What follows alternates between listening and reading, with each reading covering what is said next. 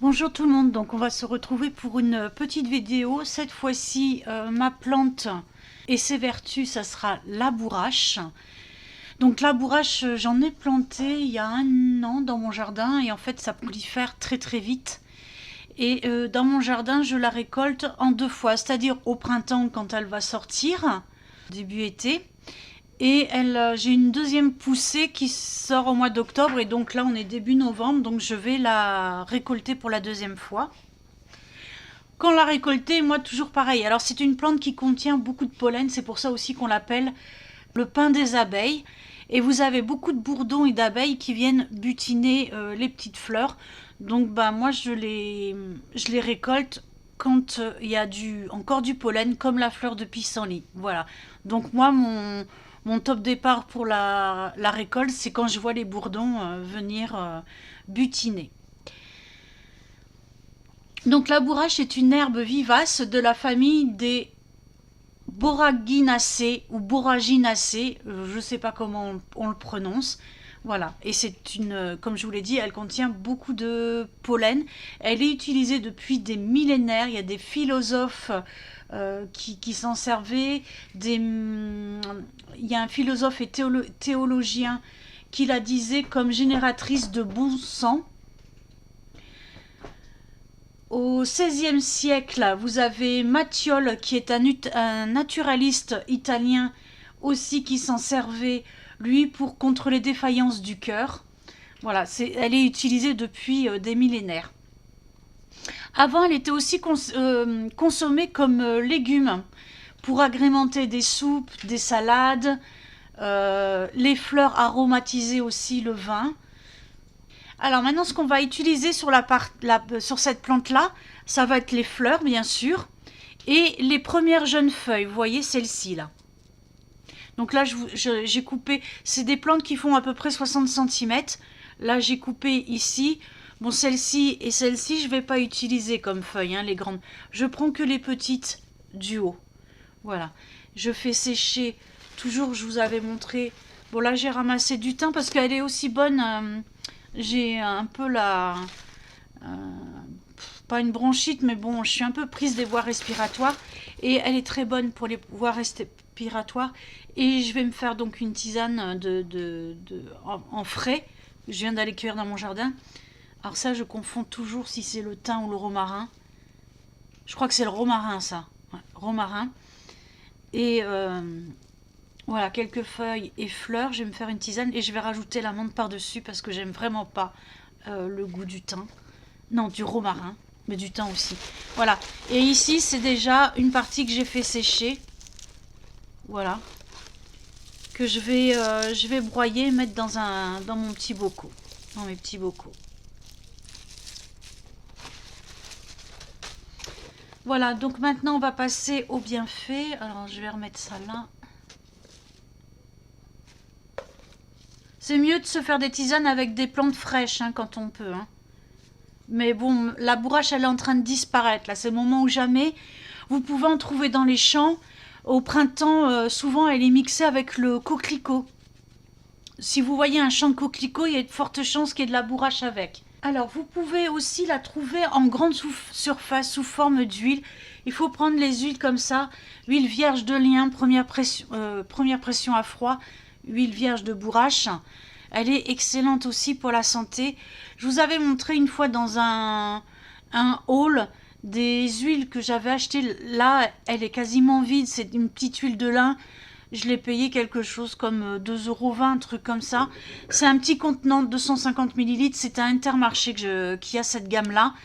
Et moi, ça me convient très bien. Ça évite que l'huile devienne rance au bout de quelques mois. C'est quand même assez vite... c'est pas si vite que ça à utiliser.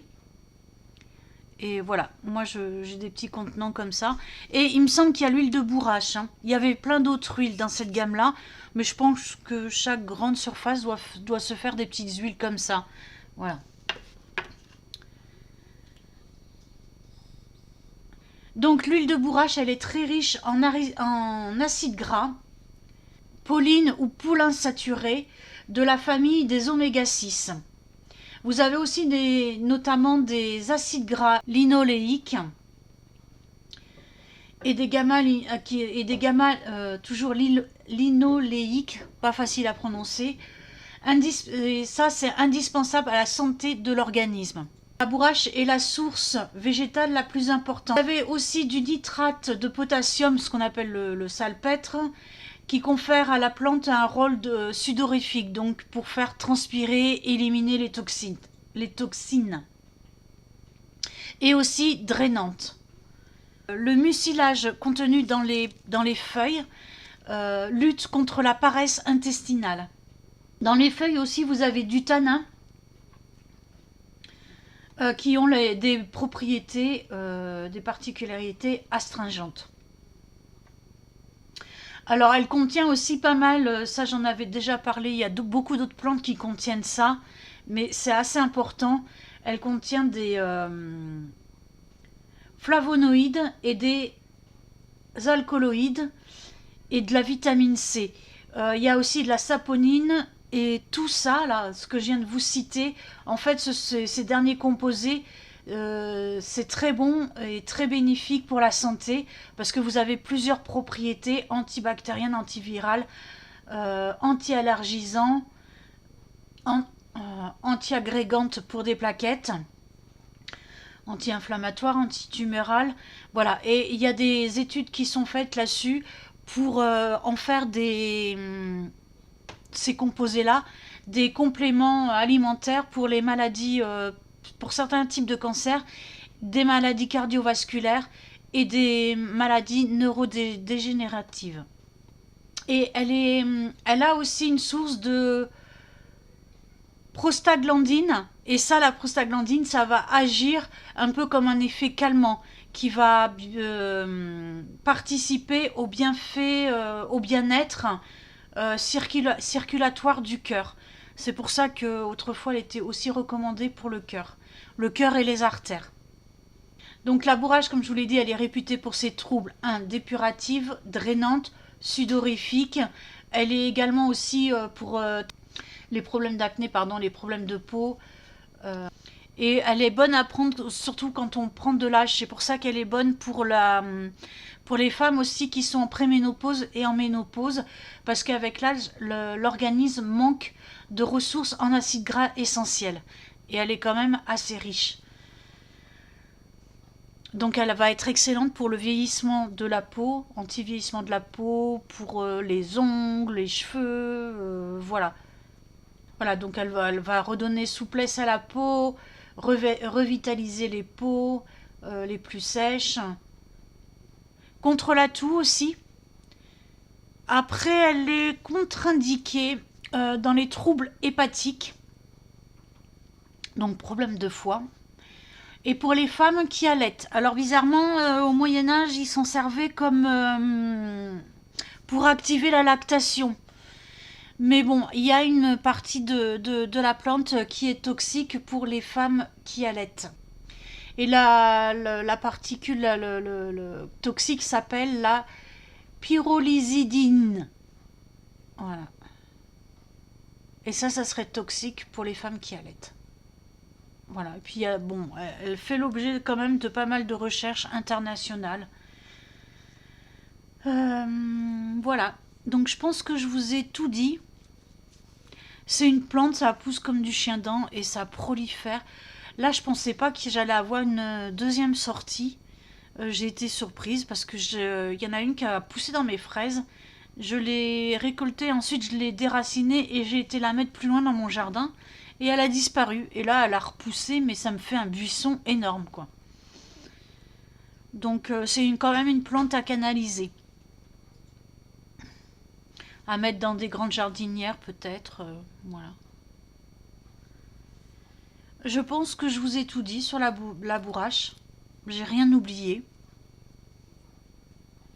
Bon bah écoutez, sur ce, je vous embrasse et je vous dis à très bientôt.